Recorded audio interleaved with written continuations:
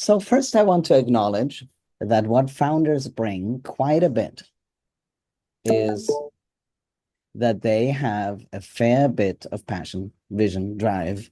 Otherwise, they wouldn't have started an organization. They often have experience in the field. That's why they even had the idea to start this organization. They bring a lot of expertise. They often bring contacts and a network. And some of them are also charismatic. I'm saying that because it's part of the dynamic. And it kind of comes with being a founder because you need to convince other people to work with you on your cause. So that is some basic requirement for some of that.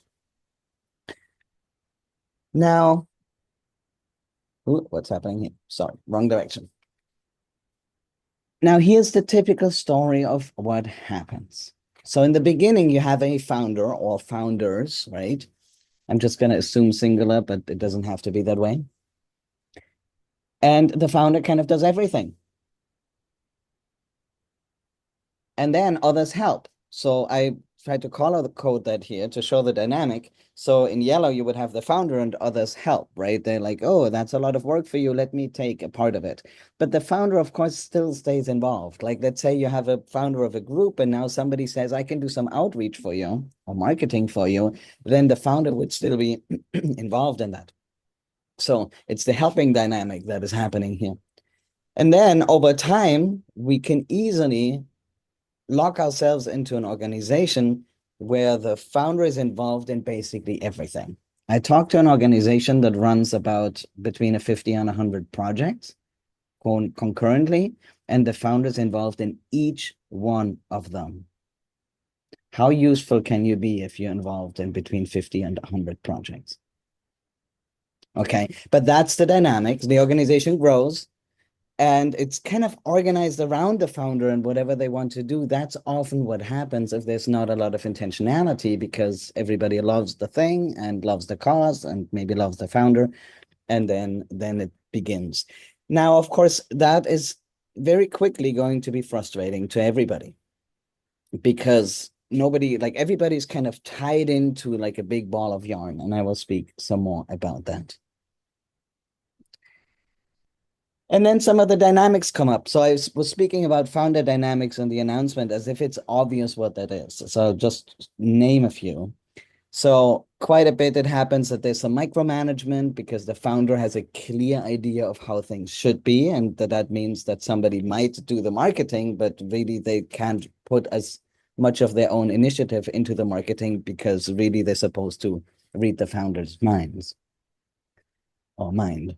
Then often what happens is that we're staying in the weeds. It's not uncommon that I see that founders love the work, but they don't love as much the building of an organization, which means they will think about what work needs to be done and nobody's thinking about how the organization develops. So they're staying in the weeds, basically, because that's staying in the what needs to get done is a very useful strategy in the beginning, right? To get the thing off the ground. And then it's just one of the skill sets that is needed. And if we're only staying with that strong skill set of the person who got it off the ground, we're missing out. It's also not healthy for the founder to be involved in everything, right? So they often burn out or don't know how to reduce their workload. It often centralizes decision-making because everybody looks at the founder and wonders what they want. There's a fair bit of informal power, of course. And then I will speak some more to that. There is no, I will say more about that later because I think it's a point that warrants its own slide. Okay. So in a kind of slogan-y way, what often happens then is that the founder feels that bottleneck and that burnout and wants others to do things, but then the other side says, well, but you're not sharing. Like, so everybody is kind of locked in their position. First thing I want to acknowledge is I have no doubt that founders are doing the best they can for the organization, given what they know and see possible. I don't think that there are many founders out there that think to themselves, how can I create the most micromanaging, centralized organization in which it really sucks to work because everybody just has to read my mind. I don't think that there are people who think that. So we have to assume best intention. The founder probably wants a thriving organization in which people are happy and doing things, and the mission can be like well organized around the mission. That's probably what they want, but they don't quite know how to do that, and that is nothing we can blame people for, because if they don't know, they don't know. And now, of course, it's not all on the founder. There's also the other side, right? The other side. So let's first talk about the founder. So they're often caught in their beliefs about all kinds of things, but I'll speak to more. And they're often holding on to power, and often for good reasons, because they know things, they have experience, they've been around the block for a while. So it makes a lot of sense from a founder perspective to hold on to power. They often focus on getting things done because that's often where they come from. And then that is some of the micromanaging dynamic. But then the other side, I call this here a little judgmentally, that you can see that I'm in founder position in part of my life. Let's start at the bottom. So there's often a lack of responsibility on the other side, right? That they're like in kind of somebody should here, so the organization should provide for the people. The organization should care about the people. The organization should. Well, what does that mean? The founder should make it happen, or we all are going to make it happen, right? But the organization should statements is often kind of a rejecting of responsibility. They often also actually don't want to take all the responsibility for the direction of the organization. So they're often very happy to defer to the founder on the bigger decisions. And then what I've seen quite a bit is that there's like, I call these here almost like parental patterns or archetypal dynamics that play out.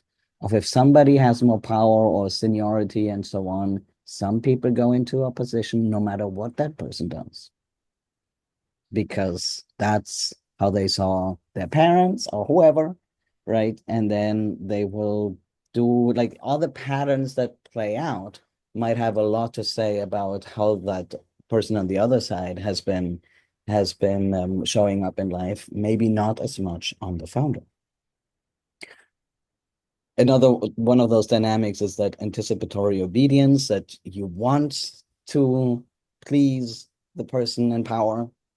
That's not their responsibility, but the people on the other side can change that. And then often not insisting on more structure and clarity. So there's a fair bit of shared responsibility. And I would really describe it the best as everybody is caught in the same dynamic, and the only way to get out is to do it together. Now, one little side note still, because it was a humongous insight for me and actually very exciting. So I want to share it. So imagine that we're in this dynamic where the founder is doing whatever they think is best, right? And everybody helps them. It is extremely likely that whatever the founder's strengths are going to show up in the organization. Let's say they're really good at bringing in money, or really good at, I don't know, teaching, or really good at writing, that will become a like an emphasis of the organization, most likely. The same, however, is true for the shadow sides, right? Whatever blind spots the person has, or the founders have, will probably also show up. Now, interestingly, they will be unaware of that because the shadows are the things that you yourself don't see. So therefore, you will also not see the imprint on of your shadows onto the organization. That's just inherent, that you won't see that. You don't see what you don't see, and therefore you will also carry that bias into the organization. I'll give you a specific example. I think that in our own organization, starting out, we had a blind spot around like what I would call like a healthy relationship to money. And I think we've carried that for years. And I know exactly where it comes from. So there's almost like in a founder position, one has to acknowledge that whatever stuff you have going on, you probably externalized it and it's manifesting in the organization.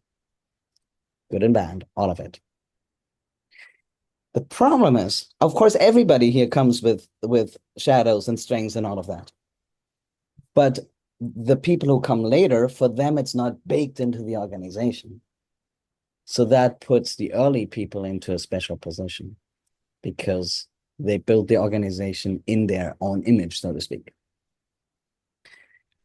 The other piece, which I will also say more about, is the founder is necessary but not sufficient to change the power structure. So they are in a different position than everybody else. So here, acknowledgement of my own role. One can't, I think, speak about this stuff without disclosing some of the things. So, because I said it, I'm co-founder of Sociocracy for All, together with Jerry, who's here. In the beginning, kind of just by default, I was the leader of the general circle for many years. And for those of you unfamiliar with sociocracy, the leader of the general circle means basically like the executive director, CEO, whatever you want to call it. Then I looked this up. In early 2023, we selected the general circle, including myself. We selected my successor, Rhonda. And then I was basically just leading one department. And it also meant I took a mission circle break because I wanted to kind of have a designated moment where I'm not the go-to person to break that pattern. I even picked up another job so that I'm gone for 2 days a week because I wanted to break that dynamic so badly. And I've learned some lessons through that in all kinds of directions. But again, here, just so that you know where things are now. So the position from which I'm speaking now is I am now the lead of basically like what I would call a sub-department, a delivery unit, we call it. So for English. So still in leadership, but not in Sociocracy for Alls as the whole organization, not on the general circle there. I am back in mission circle then. So I'm currently, I would want to say, I've moved into more responsibility the last few months. And I have a mix of roles. Some of them are kind of leadership roles, and some of them are very nuts and bolts operational things. I have also, I guess my role in Sociocracy for All has been that I've been doing a fair bit of the writing that Sociocracy for All puts out. I'm often used, and I was actually formerly in the role of spokesperson for quite a while, which just meant if somebody wanted to talk to the organization, that meant talking to me. So being like the face. And I will say more about that. That all comes with its own dynamics for everybody. Okay.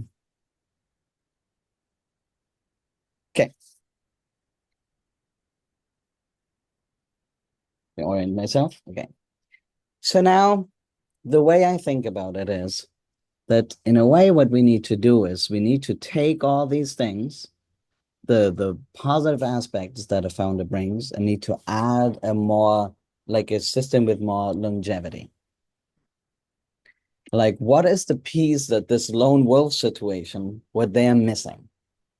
Right. And there's a bunch that they're missing. Of course, they only have their own perspective, but we want to broaden the perspectives. So if we have more people, we have more perspectives. That's good.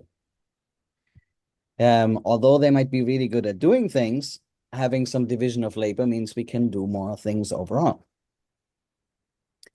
Even though that person might bring a lot of contacts in the network, it's probably good to have some redundancy and to have other people who also know people, right? So that it's not just all hinging on one person. And then I would say we have to trade like the one person drawing people into something with longevity. So the way I think about it is that we need to collectivize that individual brain. So instead of everybody clustering around that individual brain, what we need to do is we need to collectivize the functions that this person holds. I will say more to that, speak more to that. So for example, The passion and the vision needs to ideally then be held, through the aim, the mission, and the culture of the organization. It shouldn't just be one person's passion that carries the organization. It shouldn't just be one person's experience and expertise. It should be a collective effort for learning and sharing and having experience. It shouldn't just be the one person's contact, for example, with funders that runs everything. That should somehow be, for example, embedded in the structure. That you have something like an outreach circle, a partnership circle, and so on. Same with a network. Already spoken to that. So ideally, instead of one person's charisma, we have like a brand or like an organizational identity and culture that people recognize and can appreciate. And ideally, we switch from one smart person into collective intelligence. But that now means a lot of different things. So it's relatively easy to run things as one person. And now all of a sudden, there's all kinds of things we need to learn, right? On how do you collectivize that? It's not just something that you do like that. So what I want to speak more about now is this sentence here. So I think that many founder issues, maybe even all founder issues, I don't know, point to a failure to collectivize all functions of the organization. And I will go through what I mean by all functions. So basically, if you have founder issues, that shows that there's something about the work of collectivizing that you haven't done yet. Plus all people's personal work. But I'm not talking about that here. So now the role of sociocracy in all of that. I see many familiar faces on this call, so I assume a fair bit of familiarity with sociocracy, because if I recognize so many of you, then you have that. But high-level overview. So one way of looking at sociocracy that is maybe a little unusual, but that's how I hold it, is that it's a pattern language for distributing authority.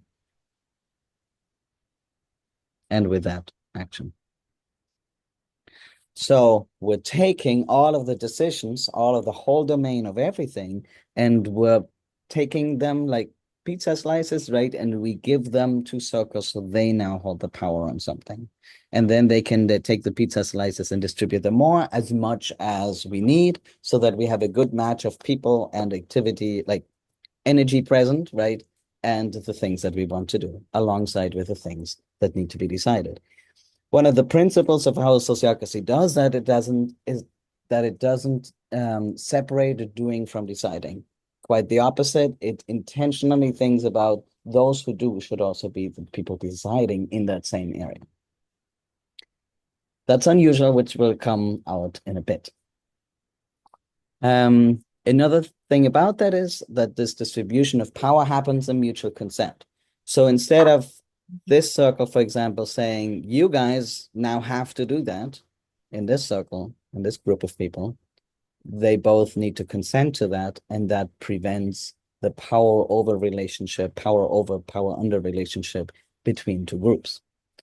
Because we have this pattern language to distribute power, and it happens in mutual consent, which means this circle cannot dump responsibility on that circle without mutual consent.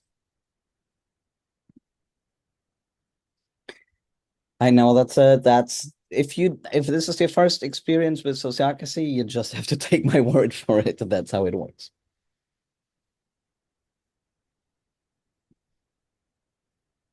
Now, there are some in the pattern language, there are some pieces that are useful for that. One is the definition of what a circle is. That's where decisions are made about an area. That area we call a domain. And one can also cluster in smaller clusters, like roles, where you cluster tasks. Like I have a role description here because that's sometimes what people are not familiar with. Let's say you have something like an onboarding manager who like onboards volunteers, and they have certain activities that they do, and they have certain policies that give them guardrails and all kinds of logistics about that. So now we have somebody who does a set of related tasks. So that's a way to cluster tasks and operational decisions. Those are very useful artifacts. I notice when people try to make their own self-management system, they often struggle to get kind of the ingredients right, or the Lego pieces out of which you can build. This is a very useful starting point that Sociocracy offers to do that. That's why having a pattern language by which to distribute power is so useful. It's really hard to make it yourself. And you would probably end up with very similar things again anyway. Now, let's have an example, and then I want to show why that's so relevant for the founder transition piece.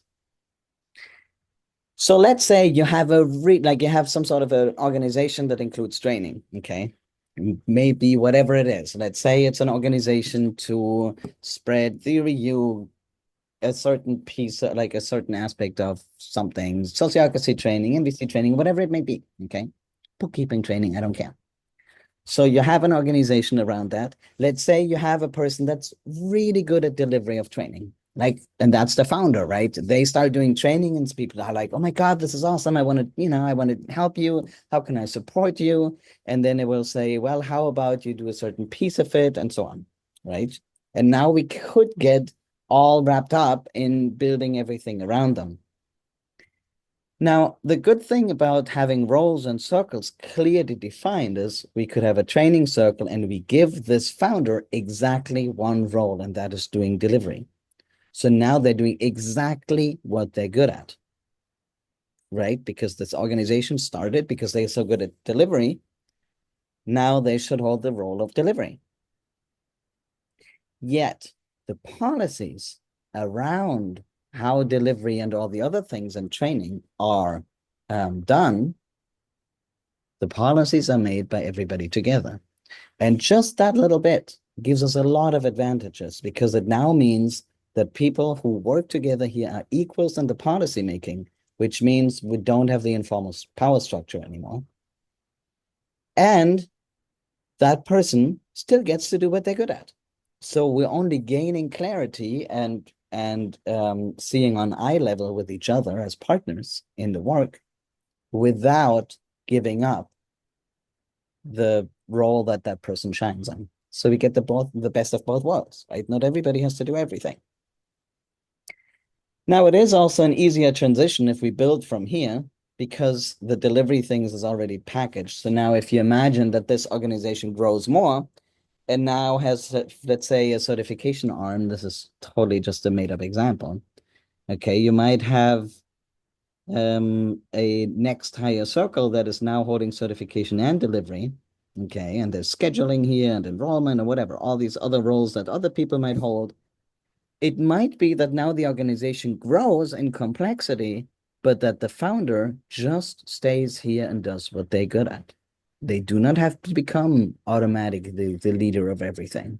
It could totally be that this is somebody else and only the yellow is the founder. So having this pattern language of roles and circles means that now we have choice over who plays all these different roles, and we can separate the doing from how the organization grows. And that is the puzzle piece that so many are missing because they think that the founder just by default has to become the leader of everything. That's not the case. Okay, let me go back. This is going to get a little bit more abstract, but I hope I can enlighten a little bit here. And by the way, just so that you know, this is somewhat inspired by the Bible systems model, but not one-to-one. So I'm basically quoting myself from earlier, where I said founder issues point to a failure to collectivize all functions of the organization. So what do I mean by all functions? Okay, and this is where it gets interesting, I think. I was very pleased when I prepared this. So the doing, the operations of the organization, that's one of the functions of the organization. The organization does stuff. Well, that is, if you want to collectivize that, that means you need to distribute the doing into different people. Every organization does that. It's called division of labor, right? That's even in a hierarchical organization, the doing gets distributed. Not a big deal. That's obvious. Then there's the deciding. In a hierarchical organization, typically the deciding remains fairly centralized within like there's different varieties there, but often it is that whoever is higher gets to override everybody else, which means eventually you have the power in one person or in one body at least. So the deciding often doesn't get collectivized. It does happen in self-managed organizations, right? That you might say, you guys decide this and you guys decide that, and now you've collectivized the deciding instead of running back to the founder on everything. You've declared that decision-making lives in different places. That's great. And it's only part of the deal. There's more. So you could, for example, have a situation where you write down like the different what they decide and what they do. Like this would be called an aims domains table in Sociocracy with roles maybe, and you might have all the bells and whistles of that. Yet, let me tell you a little story. I once talked to an organization that told me, oh, basically we're already using Sociocracy. And whenever people say that, I'm like, oh, let's look at that. Basically, we're already using Sociocracy. That often means that they have a table like that or a matrix, like a decision-making matrix, right, of who decides what. And then the question one has to ask is, who gets to change this table? And in the story where I asked somebody that, like they had, a great table about all the different things that people decided. They called their working groups circles. So for them, that was sociocracy. But as soon as I asked who gets to change the table, this person had no answer. It seemed actually like they had never thought about it. In their case, double trouble, it had been put into place originally by the founder, but the founder was now dead. Who gets to change it?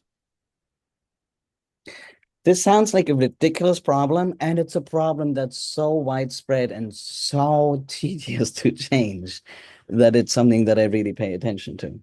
So that means one of the functions, or two here actually, that we need to also collectivize to have an organization that doesn't just run back to the founder and everything, is we need to not only collectivize or like spread the deciding, but also the deciding who decides, and even the deciding who decides, which would mean that we need some sort of a governance agreement that spells out how decisions are made. So and then who makes a decision about the Constitution? And that needs to live somewhere. Otherwise, you're stuck again if you want to change something. So even if you have a governance agreement or constitution that spells out who decides what, you need to know who decides about that very piece. Again, otherwise you're stuck again. In a classic Sociocratic system, it would be the mission circle that holds governance or similar ways of doing it. Now, there are some other functions. And that's where it gets a little fuzzy for me. That's where I'm more describing what I've seen, but I don't have all the answers at all, actually. Strategy. I would define strategy as if we are one organization, decentralized, so a lot of different things are done and decided in different places. How do we decide to move as one? For example, if we say we want to do more projects of this and that kind. Now, everybody needs to align around that high-level goal and prioritize any action that is in support of that. How do we decide that? Because it's basically like this funny situation where you decentralize, you work so hard to decentralize, and all of a sudden you need to unify again to move as one unit towards a direction. And that gets a little trippy for organizations, especially for decentralized organizations. Now, I think what we need there is some interplay of centralized and decentralized systems. But for today, what is the most important thing is what we need to do is we need to have a system by which we make these decisions. Otherwise, it will fall back to the founder again. If our strategy is that the founder decides what our strategy is, great. Then you have that set, but you're still now putting all your eggs in one basket and just crossing your finger that this founder makes a good choice. So we need some sort of a situation of setting priorities in each circle and weaving them together in some way, which I think there's a lot of interesting things to say about that. And that's what I'm spending a lot of my time on right now. I think that it's a relationship between the different contexts as they build. By the way, this also strategy is intertwined with budgeting, right? Because where you put your money, that's what you prioritize. So it's aligned with that. And there's another little story that I have just to give you some I guess, yeah, real life experience to what I'm talking about here. I talked to an organization that had 50 decentralized circles doing work autonomously. They were very proud. When I looked at their aims domains table, I noticed that the budget was not mentioned anywhere. So I was like, that's odd. Somebody must be making budgetary decisions here. Who is it? And I asked them, and guess what I found out? I found out there is no budgetary decision making because the founder makes all that decision. I said, oh, as who? Like, where is that in the structure? Yeah, no, it's not really anywhere. It's like, okay, that's a classic, right? That's exactly the kind of dynamic that I'm bringing up here of if it's not placed in the structure, there's a good chance you're resorting to one brain somewhere, and that's probably the founder. So if you don't have a process by which you budget and prioritized, where is it coming from? You're either not doing it or you're relying on one person or a small group to do it. Let's see what's here.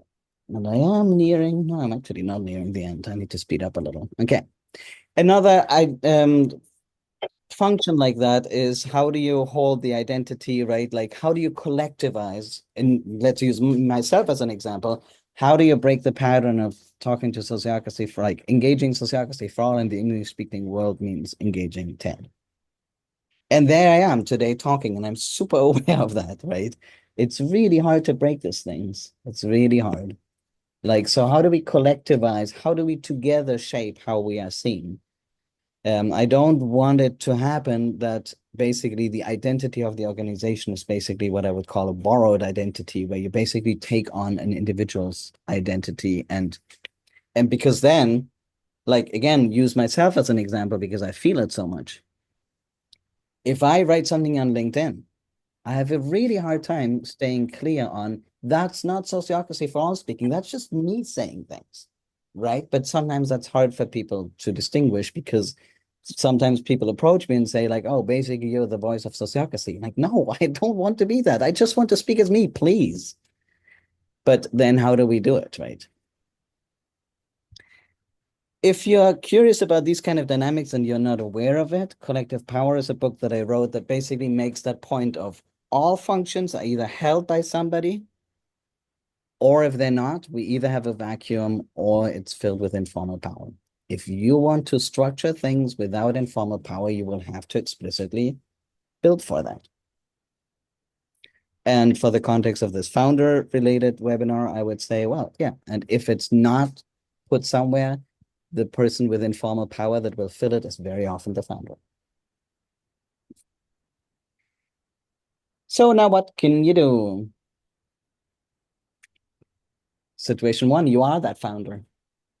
I would say it is your responsibility to make sure system gets legitimized. Doesn't mean you have to build it. In fact, I don't think you should build it alone because then it's just something that comes through your lens again. But you should be involved in making it, the new system, and actively support it. Sometimes founders have this like, oh, other people do now, other people do. I should not be involved because I'm the founder. Like that means you're putting the rug under the feet of that new system. I had a good example of somebody. This is a positive example. She was half involved, she kind of kept in touch with the group that was designing the new system. And she was very much admired in the organization. And always, whenever there was a possibility, said good things about it in public. Like, this is a great system that you guys are building. This is going to be great. Like she basically did whatever she could to actively support the effort of taking herself out of the equation as the one person that everybody goes to. It's also a good idea to be clear which role you're acting in. so that you can say things like, I'm right now speaking as the leader as this and that, or in my role as this and that, so that people are clear that you're not speaking as the founder, and because that would be self-perpetuating. I'm not talking about that all that much, although I typically do. But if somebody wants to pass the baton here, somebody also needs to take it. So the new system needs to be solid enough to really hold all the functions, right? If you're only holding part of the functions, again, you're not passing it on. So it's a give and take. Now, if you are not the founder, what can you do? Well, I guess the first question I have is, do you think the founder is open to hearing what I just said the last half hour? If they are, there's a pretty good chance something will move. If you think you wouldn't even dare to send them the recording, I think you have three choices. Stay and accept it, just to work in their system, or you leave. Or you do what people call a stealth implementation, where you try to kind of shift as many of these as possible into a new system. Like division of labor, you probably already have. Can you divide up some of the decision making? Can you even push a little further and come up with a constitution? All of these things, like, can you somehow push more into the hands of more people? But those efforts will be very limited without their support. In fact, you might create a shadow system that then creates a system where nobody knows who actually decides, because some people think the founder decides and some people think the circles decide, and now you're in total chaos. Um,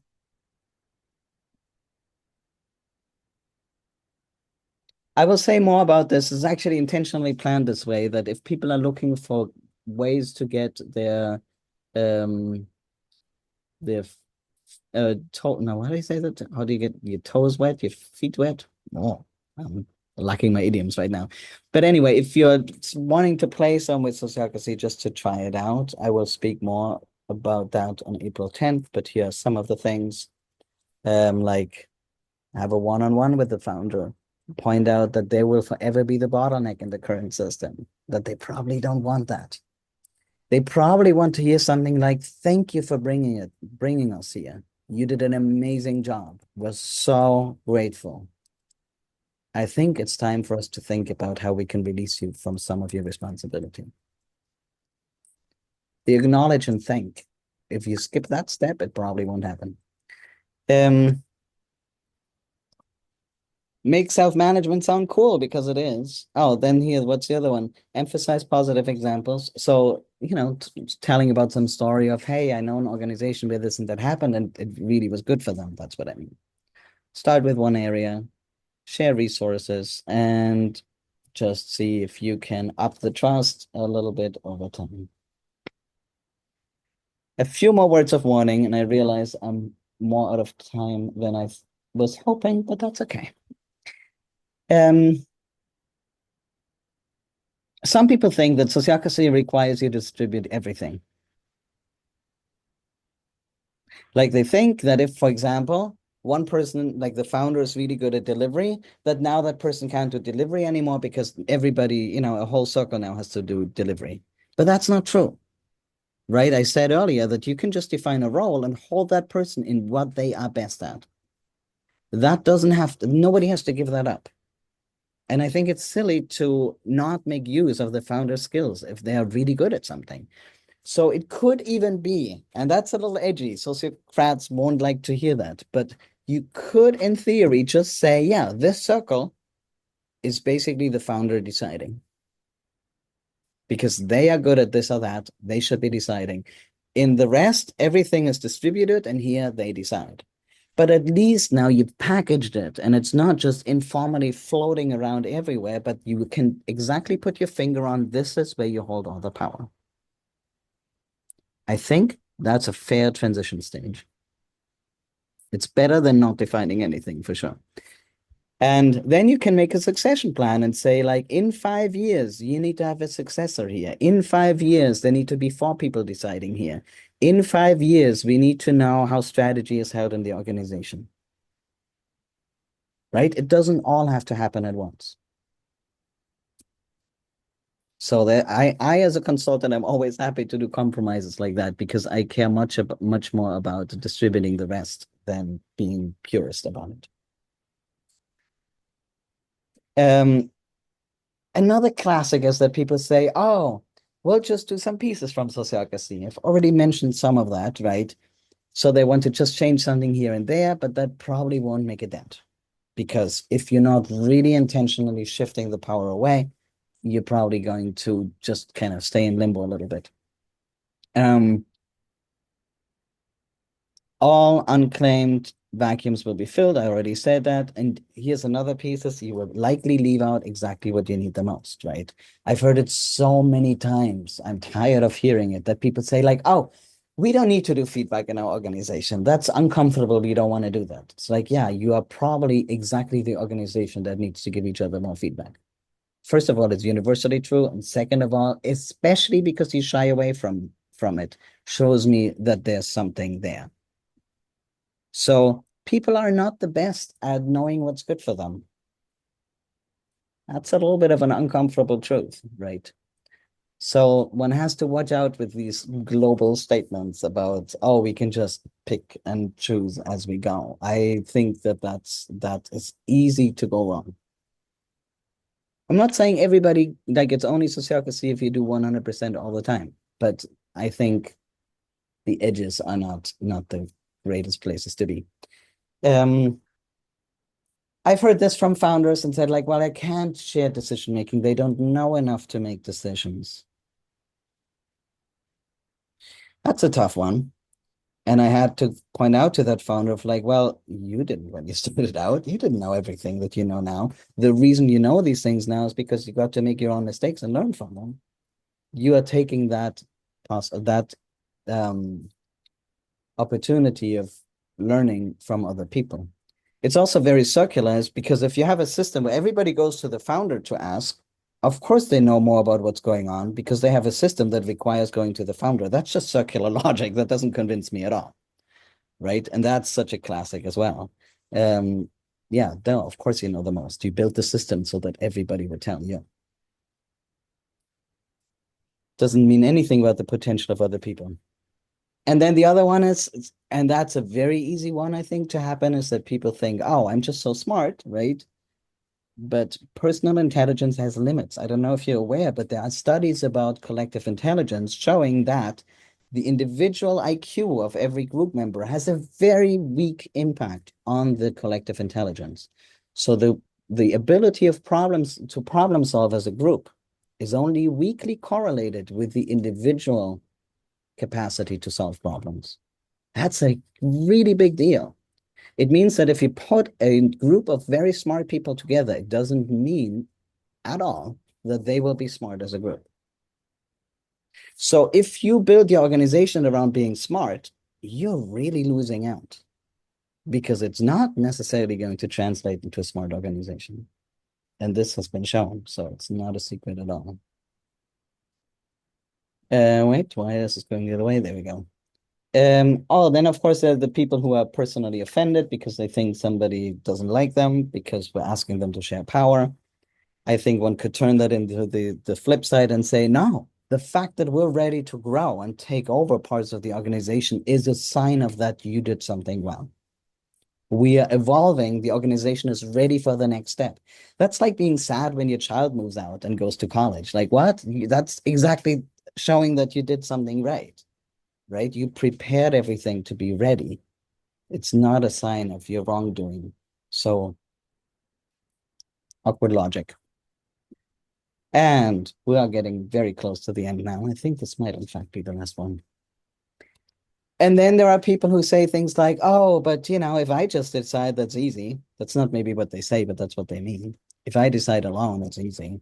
And otherwise we need so much process and circles and notes and roles and definitions and all of that. So like, yeah, that's true.